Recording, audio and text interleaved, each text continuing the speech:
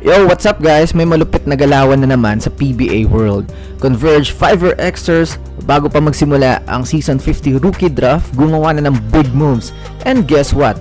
Nakuha nila ang number 2 pick mula Phoenix. Pero teka lang, ano bang ibig sabihin nito para sa future ng Converge? Sino kaya ang target nila at paano maapektuhan ang buong landscape ng liga? And titingnan natin yan sa video na ito.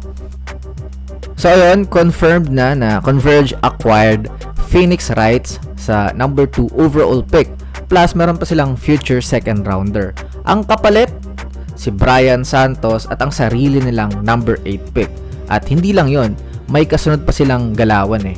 Kinuha na rin nila si Larry Muyang, or kukunin pa lang nila sa isang 3-way trade kung saan si Pure Blends kukunin si Gio Ambohot at Phoenix naman makukuha si Evan Nelly. So kung titingnan natin, ang Converge parang nagiging pinaka-busy na kupunan leading up to the draft. Sobrang aggressive nila kasi mukhang gusto talaga nilang i-position yung franchise nila as a contender na. Ngayon, pag-usapan natin ang significance ng number 2 pick. Alam natin sa draft class na ito, loaded naman with guards and playmakers. May Juan Gomez de Leano, Dolph Panopio, LJ Gonzalez, Jason Brickman. Though may big man with J.O. Chu, si Ladis Lepalam. Kung sino man yung piliin nila, siguradong impact player agad.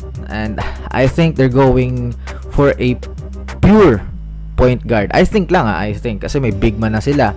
So, si Stockton kasi nag-i-slide kasi siya sa point guard. So, mas effective si Alec kapag dos siya, and si Shawnee will be a spark lang. So, pwede rin silang kumuha ng wing. Though, yung mga best talent na available kasi dito is yung mga guard. So, kung mag-pass up yung Terra Firma kay Juan, matik yan sa Converge, or Dolph Panopio. Ito lang naman yung sarili ko kasi kung titingnan mo yung roster ng Converge, meron silang Alex Stockton, Justin Baltasar, Justin Arana at Shawnee Winston. So cool na lang talaga ng elite guard or facilitator na pwedeng magdala ng bola at mag-set up ng offense. Kayang napakalaking bagay kung makukuha nila yung tamang fit sa number 2 slot, kasi alam natin marami yung nagbabash dyan kay JL De Los Santos. So in this draft, ito yung inaantay nyo, Converge fans. Another interesting story is yung rumor na yung Converge is also ongoing talks with Mikey Williams. Kung makukuha nila si Mikey plus a top draft pick, abay ibang level na yan. Ang lakas na backcourt nila at talagang magiging dark horse contender. So pwede rin nilang ipang trade sa SMB, kumuha sila doon ng malupit na wing. So on the flip side, Phoenix naman medyo rebuilding mode sila. Getting Brian Santos gives them size and shooting sa wing. Tapos may number 8 pick pa sila para makapili ng solid role player. Hindi man headline grabber, pero strategic din yung galaw nila eh.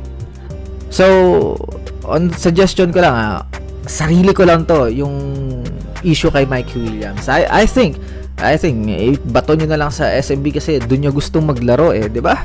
So, we can get Don Trollano. Tsaka draft picks na lang para lang matapos yung saga na yan. Don Trollano is the best possible player na makukuha mo sa SMB on the wing. So, takeaway here is Converge is no longer playing safe. They're showing everyone na handa na sila makipagsabayan sa malalaking franchise kahit independent team sila. Para sila sabi na Season 50, eto na talaga kami. This is the real Converge. So, kung sino man yung kukunin nila sa number 2, yun yung magiging cornerstone move para sa future ng 5xers. At para sa ating mga fans, mas exciting ito kasi ibig sabihin, competitive at magiging unpredictable na yung next season. Sana yung Pure Blends. So kayo ba, sino sa tingin nyo yung kukunin ng Converge sa number 2 pick? Juan Gomez de Leano ba, LJ Gonzalez, o baka surprise move? So let me know all your thoughts in the comment section below. This is Aegon Hoops. See you in the next upload. Bye bye.